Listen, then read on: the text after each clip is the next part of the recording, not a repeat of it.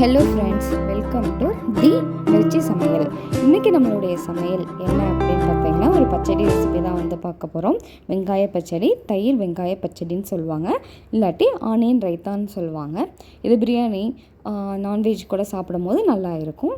எப்படி செய்யலான்னு பார்க்கலாம் வாங்க. ஒரு பவுல் எடுத்துக்கோங்க. பவுலில் ஒரு பெரிய சைஸ் வெங்காயத்தை பொடிப்பொடியாக கட் பண்ணி எடுத்துருக்கோம். கூடவே பச்சை மிளகாய் சேர்த்துக்கோங்க. கூட தக்காளி சேர்த்துக்கோங்க. தக்காளி வந்து கொஞ்சம் சின்ன அளவாக சேர்த்துக்கிட்டால் போதும், 4-5 பீசஸ் வர மாதிரி.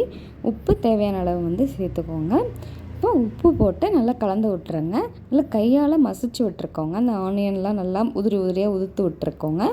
அப்போது நம்ம கையால் மசிக்கும் போது இந்த ஆனியனில் இருக்கிற வெங்காயத்தில் இருக்கிற தண்ணி வந்து நம்மளுக்கு வரும். அந்த உப்பும் வந்து வெங்காயத்தோடு ஒட்டி நல்லா பிடிக்கவும் செய்யும். இது கூடவே கொஞ்சோன்னு கேரட்டை வந்து துருவி சேர்த்துக்கோங்க.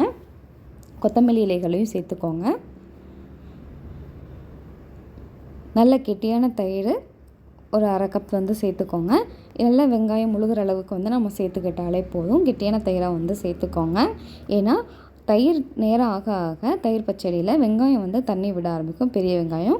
அதனால நம்மளுக்கு கொஞ்சம் தண்ணியாகவும் நம்மளுக்கு இருக்கும். அதனால் கெட்டியான தயிர் சேர்த்துக்கோங்க. கூடவே மாதுளை விழுதுகளை வந்து சேர்த்துக்கோங்க.